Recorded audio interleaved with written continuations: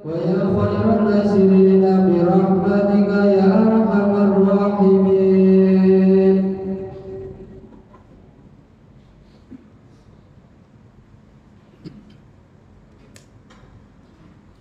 Assalamualaikum warahmatullahi wabarakatuh.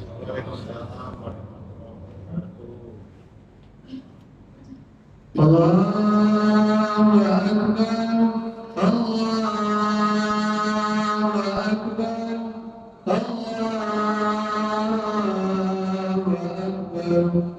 La ilaha illallah, Allahu Akbar,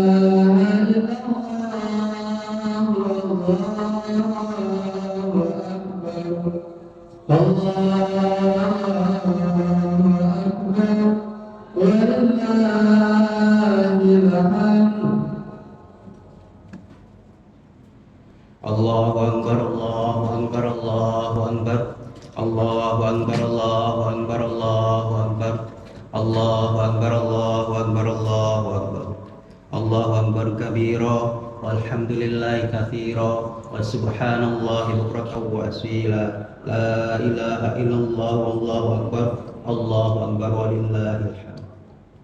Alhamdulillahilladzi ja'ala al-a'yada fil Islam masdaran lil hana'i was surur wa tafaddal fi hadhil ayyamil 'ashri 'ala kulli 'abdin syakur.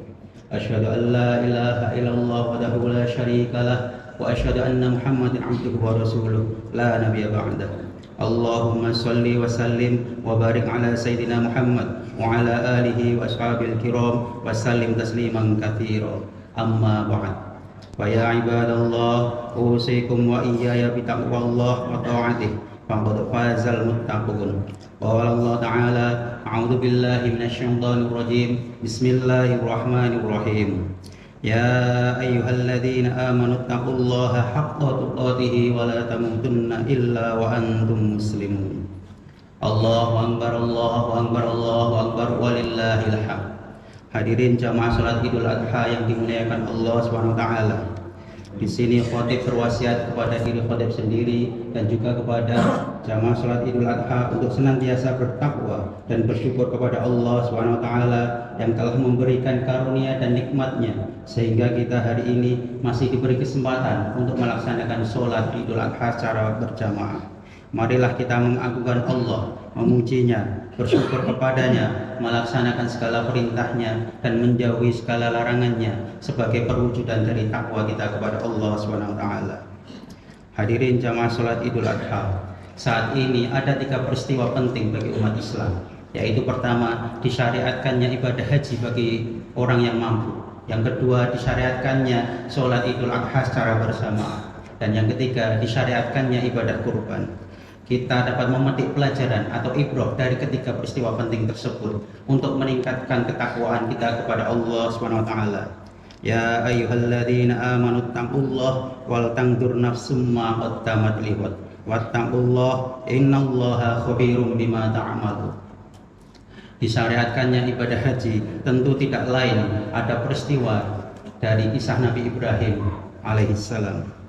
Peristiwa yang sangat penting kepada Nabi Ibrahim. Pertama, saat Nabi Ibrahim mencari Tuhannya, beliau melihat di sekitarnya orang-orang menyembah berhala. Kemudian beliau juga melihat benda-benda yang sangat menakjubkan, yaitu bulan, bintang, dan matahari.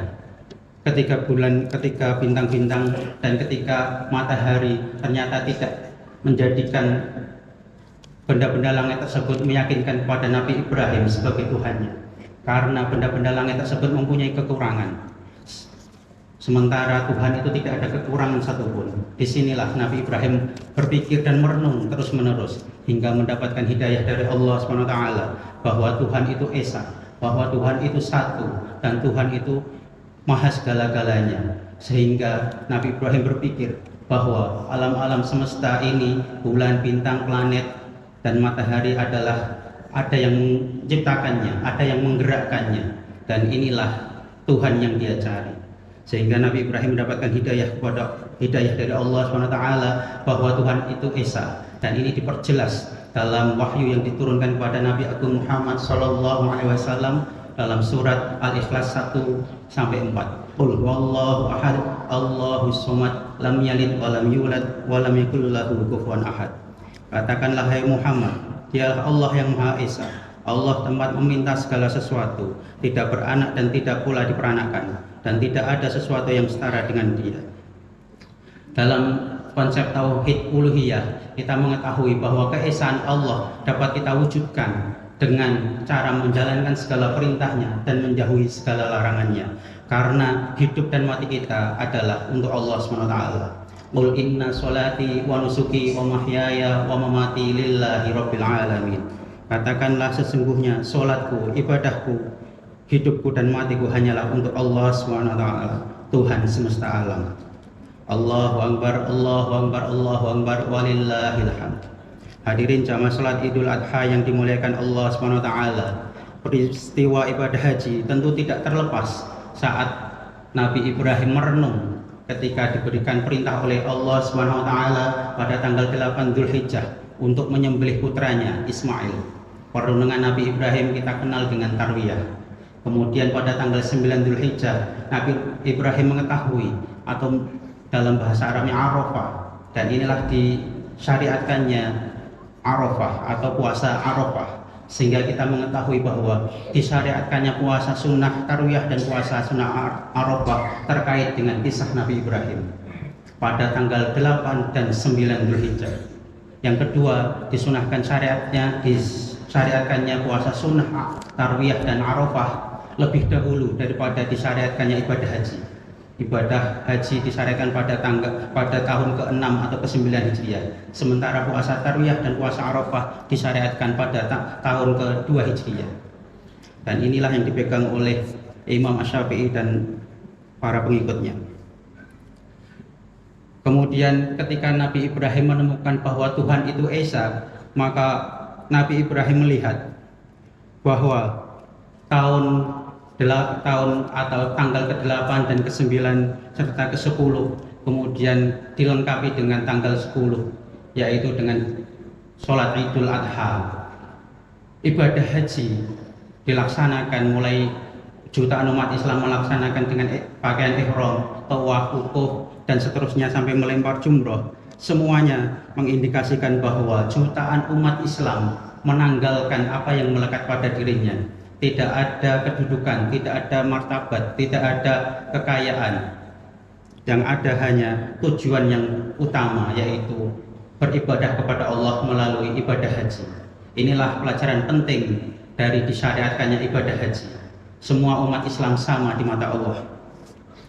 Kemudian ketika kita melihat bahwa umat Islam memakai pakaian ihram, kain putih, semuanya memakai kain yang sama, maka di mata Allah semua umat Islam adalah sama. Tidak ada perbedaan antara pejabat dan yang miskin atau konglomerat dengan orang-orang yang duafa. Semua umat di mata Allah satu, yaitu hamba. Tergantung amal ibadahnya. Disinilah Allah menekankan bahwa manusia itu adalah hamba, sehingga hamba harus tunduk dan patuh kepada Allah SWT atau Sang Khalik penciptanya. Melalui tawaf kita mengetahui bahwa jutaan umat Islam bergerak bersama-sama, bersatu untuk menjalankan perintah Allah, tunduk dan patuh, mengelilingi satu tujuan, yaitu Baitullah atau rumah Allah. Di situ mengindikasikan bahwa ketika umat Islam tunduk dan patuh terhadap ketentuan Allah, terhadap perintah Allah, maka tidak akan terjadi benturan satu sama lain. Tawaf juga dilakukan oleh makhluk-makhluk Allah yang lain, tidak hanya oleh manusia, tetapi oleh benda-benda langit yang lain. Ketika bulan, bumi, planet-planet mengitari masanya atau mengitari pada orbitnya, di sini tidak akan terjadi benturan yang dahsyat.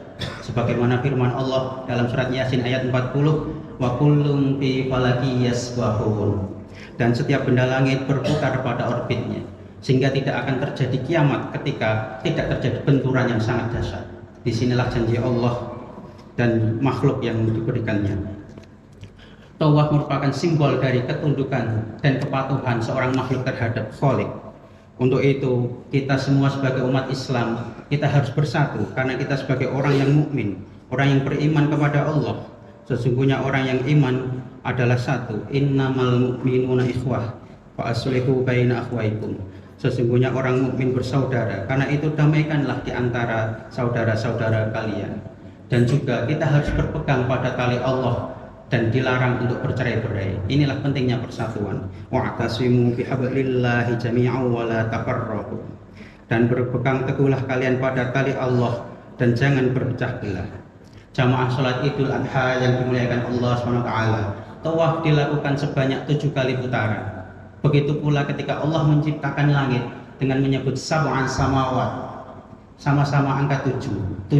Angka 7 adalah simbol pada bilangan yang tak terhingga, atau bahasanya invalid number dalam ilmu matematika. Di sini tawaf itu adalah simbol ketundukan, kepatuhan untuk menjalankan perintah Allah SWT selama hidupnya, karena tidak ada 1 tahun, 2 tahun, 3 tahun, tetapi selama hidupnya. Disinilah angka 7 dipilih. Itu yang dapat kita renungkan. Kemudian pelajaran selanjutnya yang dapat kita renungkan adalah peristiwa sa'i. Tentu kita hafal bagaimana kisah Nabi Ibrahim, Nabi Ismail, dan Sayyidah Hajar. Di sini yang dapat kita ambil ibrohnya atau pelajarannya yaitu ketika Sayyidah Hajar mencari air untuk putranya, dia ke sana kemari, berlari-lari dari Bukit Sofa ke Bukit Marwah untuk mencari air. Kemudian dia bertawakal kepada Allah.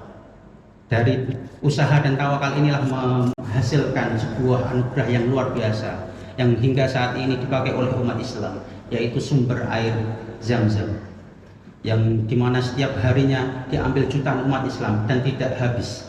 Inilah anugerah dari Allah, dari usaha yang maksimal dan juga tawakal.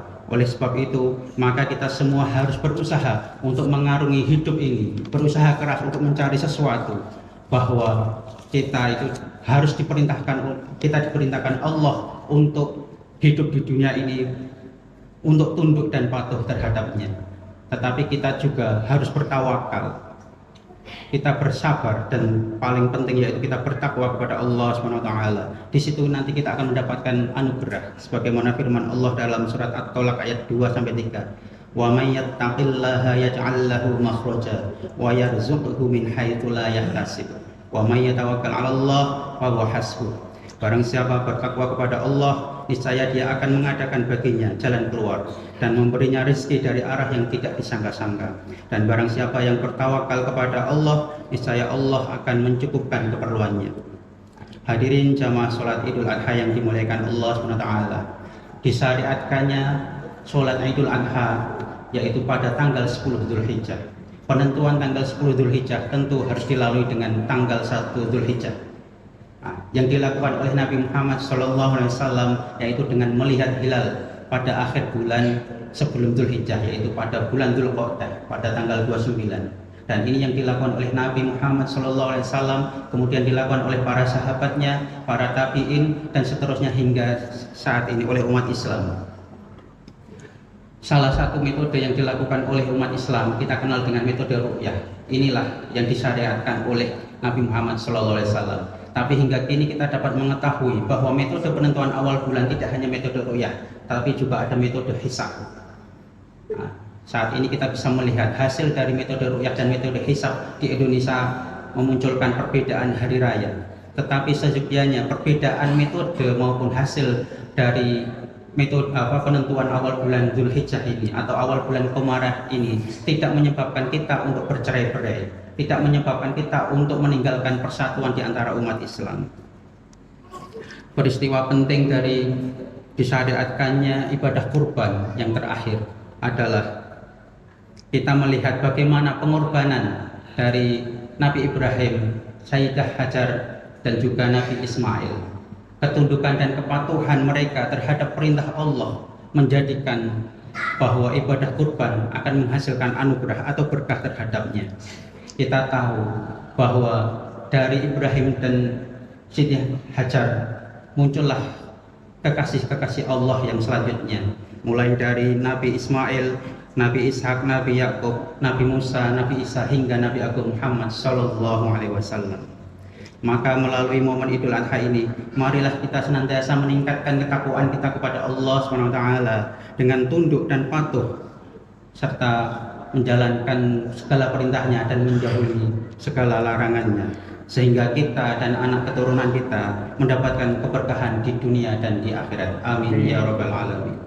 Barakallahu li wa lakum fil Qur'anil azim wa nafa'ani wa iyyakum bima fihi minal ayati wa dzikril hakim wa taqabbal minni wa minkum tilawatahu innahu huwas samiul alim wastaghfiruh innahu huwal ghafurur rahim. Allahumma shalli wa sallim wa zid wa an'im wa tafaddal wa barik bi jalalika wa kamalika ala sayyidi ibadik wa asrafi ibadika sayyidil arabi wal ajam wa imami taibata wal haram sayyidina wa maulana Muhammad wa ala alihi wa sahbihi wa sallim wa radiyallahu tabaraka wa ta'ala an kulli sahabati rasulillahi ajma'in. Allahu akbar, Allahu akbar, Allahu akbar, Allahu akbar, Allahu akbar, Allahu akbar, Allahu akbar kabira walhamdulillahi katsira wa subhanallahi bukratan wa asila, la ilaha illallah wallahu akbar, Allahu akbar walillahil hamd.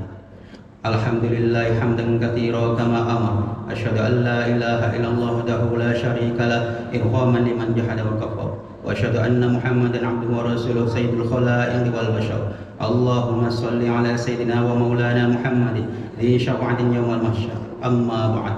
Ayuhan nas ittaqullaha ta'ala wa'lamu anna yawmakum hadha yawmun 'adzim فأكثروا من الصلاة على النبي الكريم. قال تعالى إن الله وملائكته يصلون على النبي يا أيها الذين آمنوا صلوا عليه وسلموا تسليما. اللهم صل وسلم على سيدنا محمد سيد المرسلين وعلى آله وأصحابه والتابعين وتابع التابعين وتابعهم بإحسان إلى يوم الدين وارحمنا معهم برحمتك يا أرحم الراحمين. اللهم اغفر للمؤمنين والمؤمنات والمسلمين والمسلمات الأحياء منهم والأموات. اللهم اغفر لنا ولوالدينا ولآبائنا ولأمهاتنا ولمشايخنا ولأصدقائنا يا أرحم الراحمين. اللهم سخرنا وسخ علينا محبة ومودة نصر من الله وفتح قريب. اللهم إنا نسألك سلامة في ديننا وعافية في جسدنا وزيادة في علمنا وبركة في رزقنا وتوبة قبل موتنا ورحمة عند موتنا ومغفرة بعد موتنا وعفوا عند الحساب. ربنا هب لنا من أزواجنا وذرياتنا قرة أعين واجعلنا للمتقين إماما. ربنا ظلمنا أنفسنا وإن لم تغفر لنا وترحمنا لنكونن من الخاسرين.